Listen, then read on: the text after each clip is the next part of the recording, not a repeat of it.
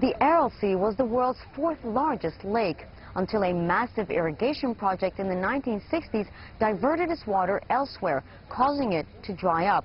But its northern part has started to come back to life thanks to large-scale restoration projects. I visited the town of Aralsk, where residents are seeing signs of hope as water slowly starts to fill the lake again.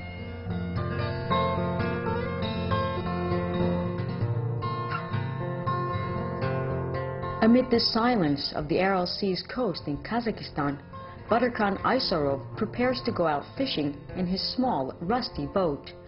It's a way of life that Badarkhan inherited from his ancestors. He lives in a small town close to the water where he takes care of his parents and 5 children. Таңертең 5-те тұрамыз ғой үйден. Одан шығамыз, келеміз осы араға жағаға жиекке, теңіздің басына.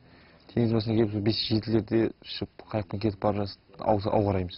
Балымыз қарап келіп, балымызды тапсырамыз да, сосын үйге барып дем аламыз, әбетте. Әбетіміз ішіп алып, түстен кейін сосын түсауға кешкілік қайтып алып салуға келеміз. Алып саламыз, кешкін шығамыз да қайтамыз үйге. Күнделікті қайталанатын расписание ғой сол, өзгермейді басқа ештеңе. Ол балықты қайда апарасыз?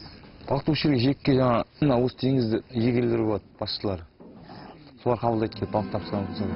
Despite the difficulties, residents of the Aral district are grateful to at least be able to fish. It wasn't always this way, and many here still remember the painful past. The Aral Sea was the site of one of the world's worst man-made disasters. In the 1960s, the government of what was then the Soviet Union diverted water from the Sirdarya and Amudarya rivers to irrigate farmlands for cotton cultivation. That resulted in the shrinking of the Aral Sea. Тартыла бастады. Бұрын енді Арал қаласы портты қала болған, бірнеше өндіріс орындары болған. Сонымен қатар мал шаруашылығымен шұғылданған аудан. Теңіздің қайтуы әрине Арал қаласынан 100 шақырымнан жоғары шақырымға дейін жер құрғап, теңіздің бұрынғы табандары шаң топырақтарға айналды. What used to be the world's 4th largest lake turned into a graveyard for ships and stayed that way for decades despite attempts by 5 Central Asian states to restore it. When the sea dried here, it was devastating for the fishermen who were forced to either drive for over 90 kilometers to reach the coast, move to a different city, or learn a new skill to find employment.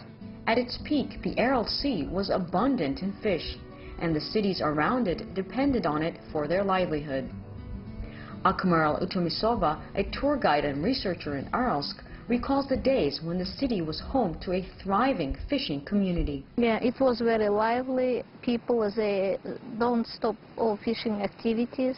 Children, they were swimming over here, and it was a very nice place. People come after their jobs, after their works, to relax here and to swim. When the lake dried up, fishing communities suffered and people lost their livelihood. They couldn't go to another countries because their families still stay here. And they couldn't do animal breeding because they have no experience. In their hut, all the time they felt sorry. But the consequences weren't just economic. Health problems began to arise as well. Тартылғаннан кейін мынау экологиялық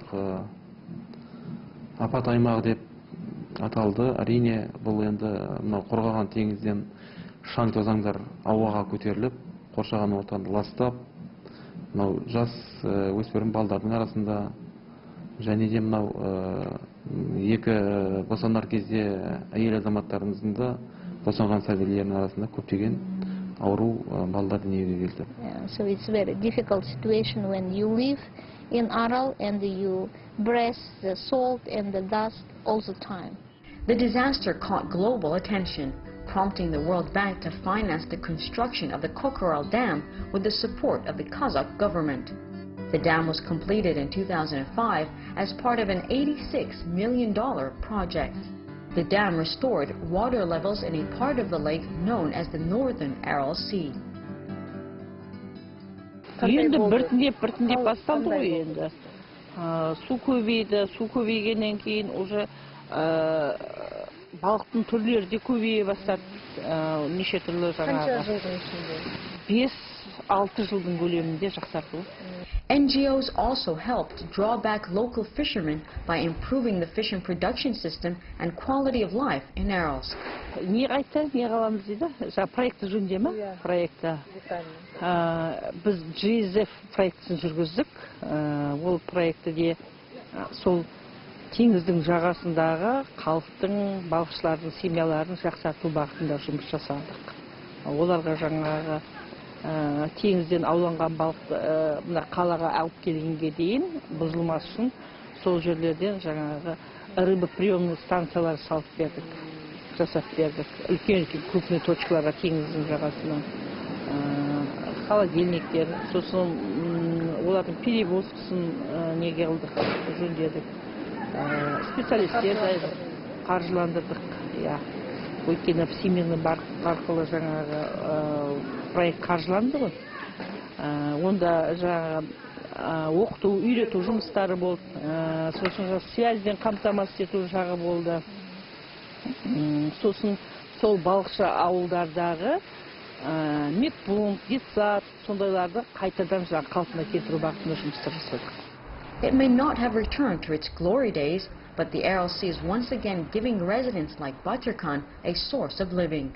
Дамбыны соны көре бөгет дамбы құрғаннан кейін, бекіткеннен кейін су уже келді ғой, бермен су келді. Енді Құдай қаласа осы екінші несін жасайын отыр.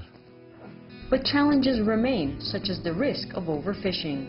So the fish supply is decreasing constantly, and the scientists are worried, and they started their work to research the Aral Sea, the stock of fish, types of fish, and they are going to educate the fishermen not to catch all the fish, to catch big size of fish. The World Bank is working on building a second dam, this time to bring back water to the port of Aralsk and fully restore the North Aral Sea. Many living around the Aral Sea are hopeful about the future. I don't want my children to leave the Aral Sea. I want them to stay and to swim in the Aral Sea, maybe to catch fish, to eat in a restaurant, and to relax in Aral Hotel. I wish my children all the best. It's a future the people of Aralsk want their children and future generations to enjoy, as the Aral Sea slowly comes back to life.